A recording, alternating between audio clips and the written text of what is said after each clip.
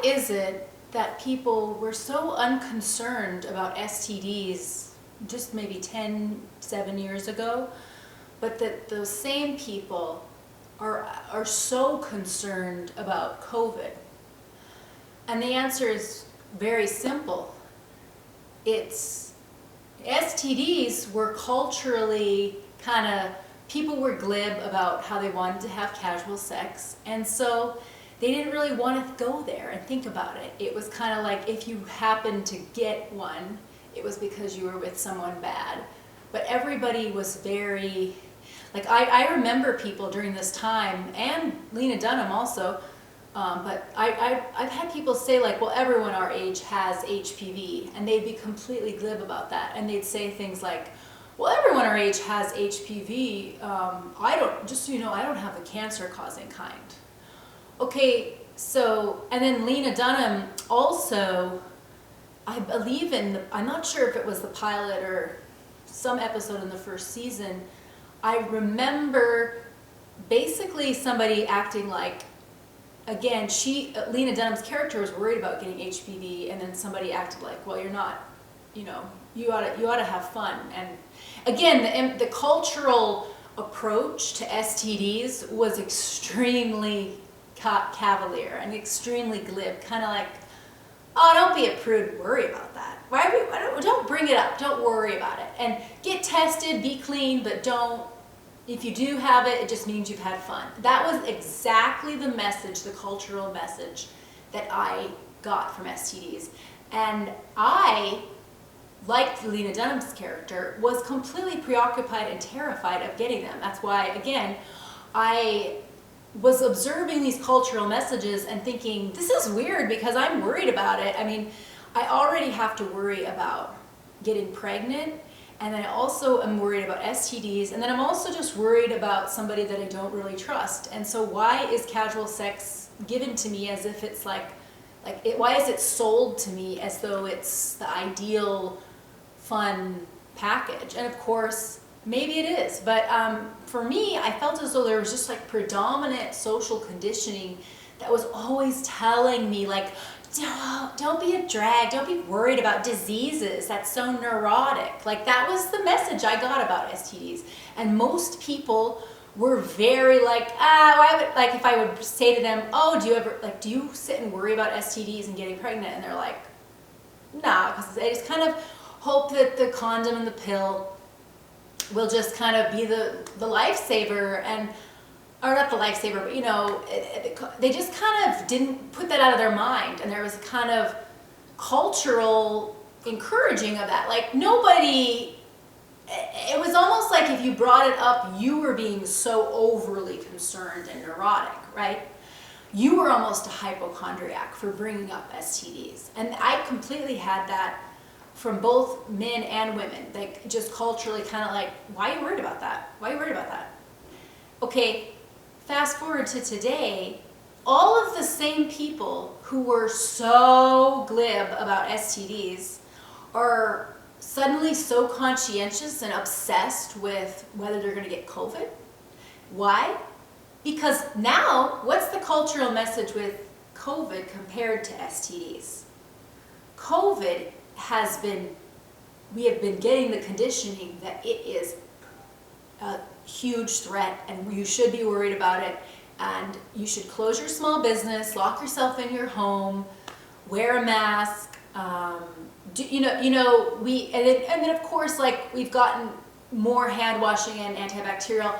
And while a lot of this has, while it is good to get the conscientiousness of good hygiene, there's something about this reaction that people have based on the predominant majority, based on the cultural feeling about it. Because suddenly all you people, like across the board, you're not usually somebody that's worried or considering these kinds of cause, effect, or threats when it comes to a sexual scenario, because that culturally has been encouraged and has been seen as, well, you don't have to worry, you just don't worry about STDs. Whereas with COVID, it's like you should you're absolute selfish, evil, dumb idiot if you don't worry. So I just find it endlessly fascinating because it just goes to show you this kind of herd mentality of being completely influenced by what is the predominant messaging. Like, I was even influenced by the predominant messaging of STDs. I thought, well, I don't know, I guess I shouldn't be worried about it because it doesn't, I'm getting the message that's supposed to be objective truth and cultural truth that I shouldn't be worried about it.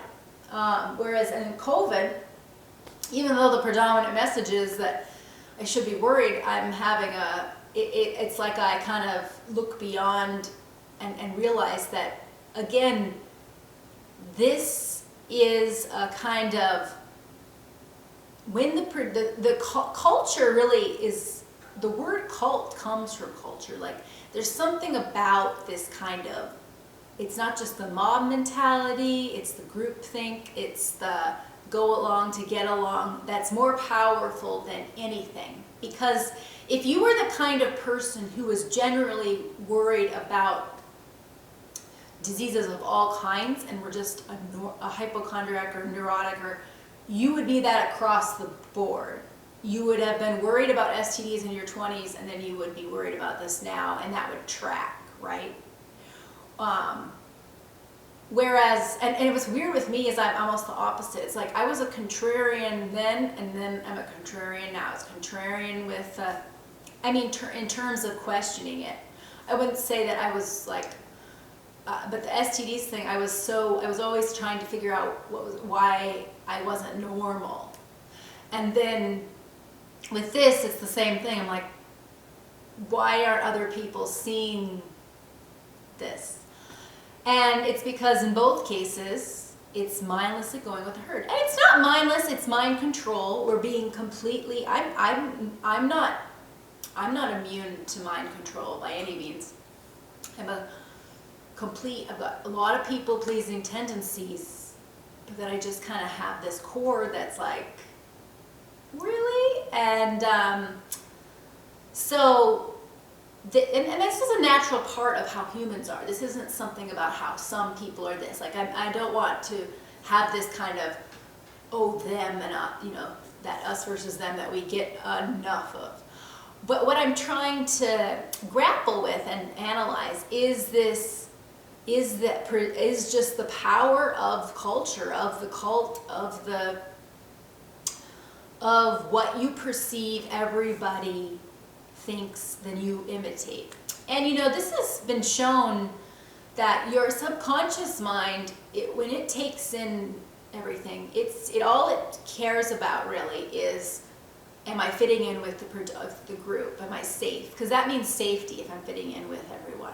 So the subconscious does a scan, and it scans media, it scans everything. It says, well, it looks like people drink coffee, go to a job they hate, come back and have red wine, and then they live for the weekend.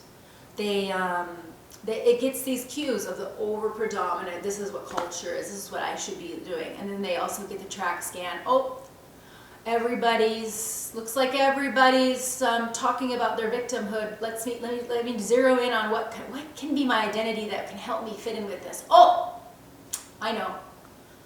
I've been raped. I'm going to really focus on that. Maybe you didn't focus on it now, but it looks like the culture is really encouraging me to marinate in picking a level of victimhood or oppression. Oh, so your subconscious doesn't care about what's true. Like, it doesn't care about truth. It doesn't actively seek that. Your conscious mind might say it because you want to seem like a smart person, but your subconscious mind really is just quickly scanning to see what brings safety on that limbic level, that emotional level, that primal level. And so the subconscious mind doesn't necessarily care whether or not whether something like a disease will cause you harm. It's more, what's the group think about it? Oh, the group seems to think sexually transmitted diseases, no need to worry, you could keep having sex, be sure to be a slut. It's part of what's having fun. That's what life, that's just what the culture is. And then the subconscious mind scans for COVID, it's like this is the biggest threat of our lives. Everyone's wearing masks and everybody is 6 foot distancing and everyone's staying home and then blah, blah, blah, etc. And likewise though, if your predominant group is kind of seeing through what's going on with you know what, then you'll be more prone to be able to, you are more led by your not appeasing, but trying to fit in with a group than you would like to admit. I mean, everybody consciously thinks they're the biggest contrarian in the world, and they're so individualistic. The truth is they're not, because our brain doesn't work that way. We're run more by our subconscious mind than our conscious mind. And our subconscious mind is seeking safety because it truly is, I mean, that's what the message, it does feel unsafe to go be contrarian against the group. And it's such a, it's just a human tendency. And so I just continue to find it interesting because, again, the STD thing was always something I always thought was strange that no one was really worried about it. But now it completely makes sense. The culture wasn't worried about it, so they weren't worried about it. Nobody on the TV shows and the movie, that's part of culture, was worried. No one was having that kind of worry. I mean, yes, Lena Dunham was later, but then what was the message she got at the end of the episode? It was, oh, don't worry about it, have fun. So, and we imitate, another part of the subconscious mind is, if you're always taking in movies and TV shows, the subconscious mind seeks, they see what's on the TV as also what's part of culture. So they're like, oh, this is what the group does. So if your TV is predominantly telling you that casual sex is happening everywhere, that idea of what culture is even more powerful than when you even go into culture itself, because you might just assume that it's parallel to what's going on in the TV. And, or I guess, you know, of course, people say, well, the TV episodes and those scenarios are imitating life. And I think there is a bit of both going on. But it explains why people who may have a certain cultural setting in their house, in their household, but they're exposed to the same kind of herd mentality ideas on certain TV shows and movies, so they're still always going to fit in with their culture, or whether it's, you know, or their generation, because they're still getting the message of what's the overall herd doing. This family might be doing that, and I know I act like this as a family, but then what's the herd doing? And that's the difference. People, you set the herd to be glib about STDs, they are glib. And they're glib about abortions too. I mean, it really is kind of like, of course you would live your life as you see fit and have fun. And it's not that, I don't want to get into the complexity of abortions, but I do think that our culture really had a hyper-sexual drive, and I mean, it was spoon-fed to us to be that way, because I feel like I talked to a lot of people who felt kind of, is this really fun? This isn't really fun though, it's miserable, but yeah, I'm told to do it. It's the same with the 9-to-5 job.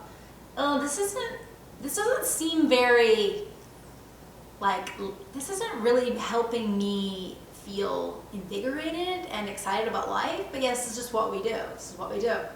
You just gotta casual sex is what we do. 9-to-5 is what we do. So anyway, just an observation that I think is interesting, and that's all.